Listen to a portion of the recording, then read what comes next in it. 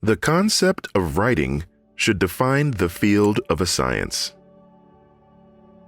Will we one day be able, and in a single gesture, to join the thinking of the event to the thinking of the machine? The machine, on the contrary, is destined to repetition. It is destined to it to reproduce, impassively, imperceptibly, without organ or organicity received commands. Performativity will never be reduced to technical performance. Cruelty might perhaps be without limit, but not without imposable term, that is, endless, but not without contrary. I believe in the value of the book, which keeps something irreplaceable, and in the necessity of fighting to secure its respect. To pretend I actually do the thing, I have therefore only pretended to pretend. The lie is the future, one may venture to say.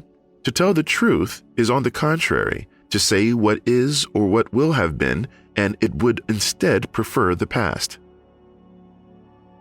There are things like reflecting pools and images and infinite reference from one to the other, but no longer a source, a spring.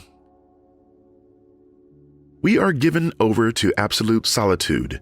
No one can speak with us, and no one can speak for us. We must take it upon ourselves. Each of us must take it upon himself. I always dream of a pen that would be a syringe. The traditional statement about language is that it is in itself living, and that writing is the dead part of language. A text is not a text unless it hides from the first comer, from the first glance, the law of its composition and the rules of its game. A text remains, moreover, forever imperceptible. Every sign, linguistic or non-linguistic, spoken or written in the usual sense of this opposition, as a small or large unity, can be cited, put between quotation marks. In the delineation of difference, everything is strategic and adventurous. Every text participates in one or more several genres. There is no genreless text. There is always a genre or genres, yet such participation never amounts to belonging. That is what deconstruction is made of, not the mixture, but the tension between memory, fidelity, the preservation of something that has been given to us, and at the same time, heterogeneity, something absolute, new, and a break. I would say that deconstruction is affirmation rather than questioning, in the sense which is not positive. I would distinguish between the positive or positions and affirmations. There is nothing outside the text.